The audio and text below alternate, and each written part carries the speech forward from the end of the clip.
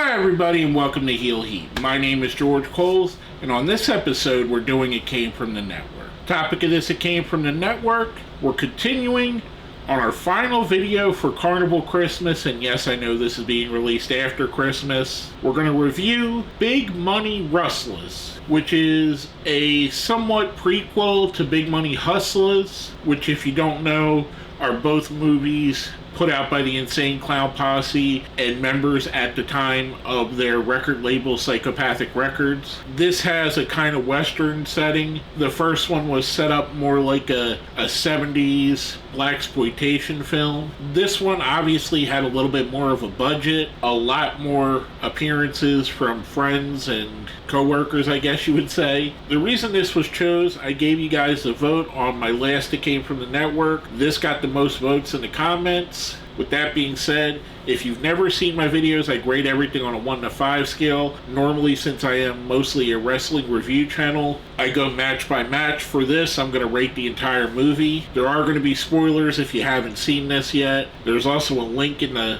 description for where you can watch this movie totally for free on YouTube. With all of that out of the way, let's jump right into the review. We start off with our antagonist for the movie, Violent J, playing Big Baby Chips, which if you remember from Big Money Hustlers, his character was Big Baby Sweets. We see him there with Hack Benjamin, who actually was a character in Big Money Hustlers, so I guess he's kind of immortal. We get introduced to him.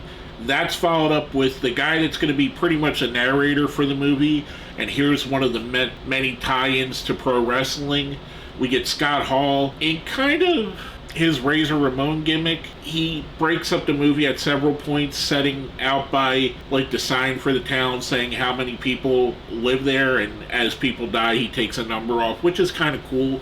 It's a running joke through the movie. Then we're introduced to Big Baby's henchmen, aka Twisted, who are playing Dusty Poot and Raw Stank. I believe in Big Money Rustlers they were Little Poot and Little Stank, so again, carrying on a somewhat theme. We get introduced to the sheriff, who's a bumbling idiot, which I don't know what this actor's name is, but he's real funny in this in kind of a Barney Fife kind of way. And also another one of the protagonists, Dirty Sanchez, who's going to become an ally for our hero through the movie. Then we get to meet the hero, Shaggy 2 Dope, aka Sugar Wolf. We get an opening segment where he's riding through the country. He steals a guy's girl and just leaves her after having intercourse with her. On his way to Mudbug, which is the town that this is all taking place in, he runs into a group of Native Americans, which is led by Anybody Killa, who was a rapper signed to Psychopathic Records at the time. He's actually one of my favorite signings for Psychopathic, or one of my favorite rappers that's been on the label. I love Anybody Killa. He has a unique rapping style, and it's not for everybody, but I really like it, and I think he's awesome. It was cool to see him here. Then we get introduced to Sugar Wolf's mom, whose name is Handjob Hannah. I know, and she's kind of a prostitute. Well, she is a prostitute. He basically says he's back in town. Then we see him go and meet the sheriff, Sugar Wolf that is. He says he's going to take over being the sheriff. The sheriff's going to get an upgrade to be his deputy. And then he sends the sheriff on a mission to get him chili from New York, which we see all through the movie. He ends up in different places. We'll cover a little bit of that. He ends up in Canada, in California, and it's all like current time, so it's a weird thing. And I know this is all basically a parody movie, so yeah, it's funny. The sheriff is one of my highlights of the movie. Like I said, he kind of had a Barney Fife type vibe. Not the same, and if you watch it, you may not catch that, but that's what I thought when I watched him. Then we go back to the saloon / casino that's run by Big Baby Chips. We see the Mouth of the South, Jimmy Hart, who gets caught cheating at cards. Then they proceed to break like 3 or 4 of his fingers. After this, we have the sheriff, who is Sugar Wolf, aka Shaggy 2 Dope. He's confronted by a lot of the townspeople, which was a way to get a lot of their friends in there. Vanilla Ice is one of the people. The band of Wolfpack were there, and a couple others, and there's one I'm definitely forgetting. members of Cottonmouth Kings are there with them. So yeah, like I said, a way to get some of their friends into the movie as townspeople. We go back to Big Baby Chips, who says he's going to get the Ghost to try and kill Sugarwolf. The Ghost is being played by Boondocks, and he's kind of a Undertaker-esque character. We'll see him here in a moment, with lasers that shoot out of his eyes. We then get introduced to the deputy for the sheriff, another deputy, and he's named Bucky. He's being played by Jason Mewes, aka Jay from Jay and Silent Bob fame, who's another highlight of the movie. He's a good comic relief. If you watch my review on Big Money Rustlas, he kind of plays a similar role to what Harlan Williams played in that movie, as being like the traditional comedian guy. We get to see the Ghost ride into town, and he's destroying things with his laser beam eyes. He destroys an outhouse, which sitting in the outhouse is Dustin Diamond, aka Screech from Saved by the Bell.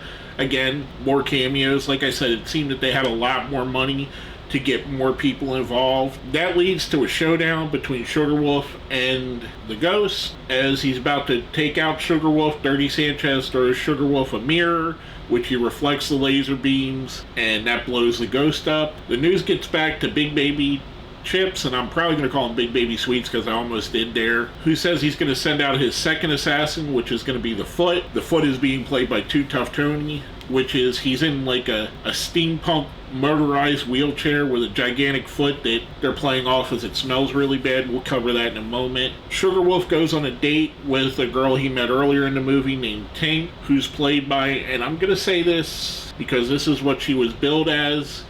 She was a porn star back at the time. I don't know if she still does. I know she would go on Howard Stern and stuff. That's where I mostly know her from. And her name was Bridget the Midget. That's what she was billed as. Like I said, I don't know if that's a proper term or not, but I digress. So her name's Tink in the movie. He goes on a date with her. We see that. The Foot arrives in town. Tink and Sugarwolf complain about the smell. They blame each other, which is kind of a little bit of a funny sequence here. Then we see a couple townspeople come in to talk to the sheriff about it, which is Jimmy Walker from Good Times and his wife, who's being played by Brigitte Nielsen. Again, a lot of really somewhat B and C level celebrity cameos, but cameos of people that everybody knows. Then we see a confrontation with the Foot. The Foot gets dragged off by a horse. It's ridiculous and it's silly, and the more I say about it, the sillier it gets. We get a little bit of an update from Scott Hall. Like I said, he's going to be all through the movie.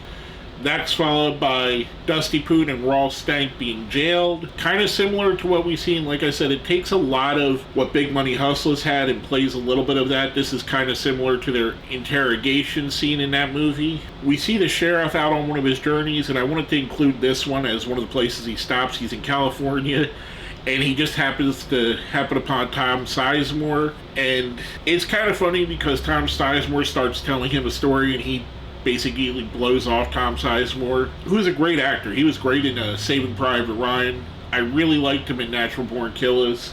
He's a good actor. I really like Tom Sizemore. During this time, we're learning that there's a third assassin that's going to be coming for Sugarwolf. As we see, Sugarwolf is having, I guess, relations with Tink. Tink gets up and goes over, reveals that under a mask, she's actually a man named Tank. And it's ridiculous, and it's stupid, and it's silly, and it's questionably homophobic, but it's just funny and weird. During this, Tank shoots Sugarwolf through his shooting hand, thus giving our hero a setback on his hero's journey. We see the sheriff finally makes it to New York, goes to a place called Mario's to get the chili. Then we see Hack Benjamin gets to the jail so he can break out Dusty Poot and Raw Stank. They shoot Bucky, who the whole movie, his whole thing was he was guaranteed not to be shot. He kept asking the sheriff to guarantee him that. Big Baby Chips makes an announcement that he's going to kill Sugarwolf. And then we see Sugarwolf getting drunk, going back to his mom's house, which is a small place, and getting in front of line with people that have a board tied to their ass, because early in the movie there's a joke where she says if you're going to hit it, you have to tie a board to your ass so you don't fall in. Like I said, it's funny and it's crass, but part of that's why it's funny. During that time, he gets drunk. He starts reminiscing about himself and his father, who his father is being played by Ron Jeremy. I know Ron Jeremy very problematic now. During his drunken stupor, kind of like the scene with Dolomite in Big Money Hustlas, his mom starts talking to him, basically smacks him in the face, tells him to get back on his feet, get back out there. Then we see him training with Dirty Sanchez to use his other hand for the duel that we're going to see with Big Baby Chips later on in the movie. Dusty Poot and Raw Stank meet with Sanchez to make basically the rules of engagement. We see a little bit of Baby's training, which is really him doing nothing. We come to the final scene. Big Baby Chips is making a speech about if he wins, he gets full control of the town, and if Sugar Wolf wins, all his people leave. We get the showdown. Sugar Wolf kills Big Baby Chips, and then, like I said, much like Big Money Hustlers, there was a big reveal at the end that Big Baby Sweets was Harlan Williams. In this one, Sugar Wolf bends down, wipes off the face paint, and it's his father, Ron Jeremy. Again, problematic guy, but hey, I don't know that they knew what he was doing back then. I highly doubt it. Then we get a scene much like the first one. The first movie, we had a funeral. This time we have a party inside of the saloon where all the characters come back and start shooting at each other. It's kind of funny in here. We get to see a couple people that didn't make the movie. We see Billy Bill. There's a joke that he's not in this movie because in the first one there was a joke that he wasn't in that movie. We see Sabu out of nowhere, which is awesome. It's always cool to see Sabu. Sabu has long been a friend of the Insane Clown Posse. I believe back in the early 90s they wrestled a lot on the Michigan Independence together. We get a little bit of the outtakes during the credits. And then afterwards, the movie closes out with Scott Hall showing that he's the last person left in Mudbug. He gets shot and died, so you see him. Last thing he does is pull his number 1 off of the sign. Kind of cool and funny. Just a neat way to keep bringing him around. Overall, I don't think this movie was quite as funny as Big Money Hustlers. I do think where it is better is it's a little bit of a better cohesive story. The celebrity guests help make it a little bit more enjoyable. It really did have a feeling of another kind of parody, this time of westerns instead of gritty crime dramas, I guess. Much like their first movie, this one had a brisk pacing to it. You never felt like a scene dragged on for too long. You felt like the jokes were just there. They didn't linger. They didn't overplay anything. I thought it was a really good movie. For enjoyability, I'm giving it a 5. I thought it was that good. I recommend watching it, even if you're not necessarily a Juggalo or a fan of ICP. I think there's enough in here where if you've watched any Western, you'll understand some of the jokes that are being made here. You'll get some of the humor. You'll notice some of the references, some of the people in here. And as you may hear in the background, people all around me are lighting off fireworks right now in the middle of the day. I don't know why. But anyway, you'll know some of these people. I mean, Jimmy Walker is very well known. Vanilla Ice is very well known. Brigitte Nielsen is very well known, even if it's just from the show she did with Flavor Flav back in the day. Scott Hall, one of the most famous wrestlers of the last 25 or 30 years. Sabu is well known. So there is some in here, even if you're not a fan of ICP, that I think you would enjoy. I did enjoy it. Again, like I said, I thought it was really good. With that being said, let's smash that like button, share the video, subscribe if you haven't, and if you see where it says join, that's how you become a channel member. Becoming a channel member would definitely help me out. And if you made it to the end, let me know you made it to the end here. Give me a snoochie boochies for Jason Mewes, aka Jay, and like I said, if you watch Jay and Silent Bob, you know what I'm talking about. Well, that being said, my name is George Coles, and this has been another It Came From The Network.